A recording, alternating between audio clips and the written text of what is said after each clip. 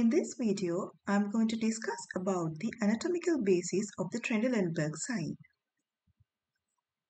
Before we go into detail, we'll see what are the factors contribute to stability of the hip joint. The strength of the surrounding muscles of the hip and the integrity of the lever system by the femoral neck and head are the contributory factors for stability of the hip joint. First, we'll discuss what happens in the normal gait in normal people, how the hip maintains in the neutral position. Now, during the normal gait, hip maintains in this neutral position without tilting right or left. In stance phase, where the both legs contact with ground, each limb bear half of the body weight. When one leg lifted in swing phase, the leg touches the ground, bear the entire body weight. Here what happens is, the side where the leg off the ground, the pelvis normally tilts downward due to the body weight and the gravity.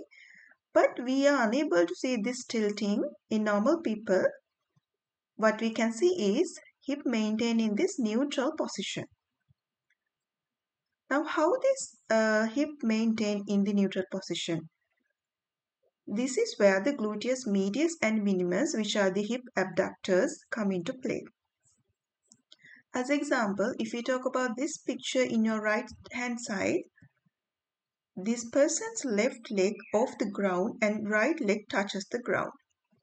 Now the side where the leg touches the ground, the gluteus medius and gluteus minimus contracts and raise the hip of the leg off the ground. What happens is the unopposed side's pelvis actually rise slightly upwards.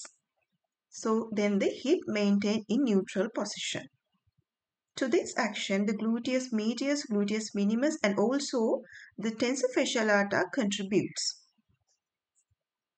What happens when there's a defect in this mechanism? We can say the defect in the muscles or nerves of this side. The side where the leg off the ground, that side pelvis is tilting downward due to the gravity and the body weight, but there is no muscle action to counteract this tilting and bring the pelvis into the neutral position. Because of this unopposed tilting of one side of the pelvis, the center of gravity of the body shifts and the trunk leans towards the affected side to counteract this tilting for some extent. So when the hip abductors is not working properly, when in walking, running, you can see the other side hip tilting downward and the trunk lean towards the affected side. So what are the causes this mechanism is get affected?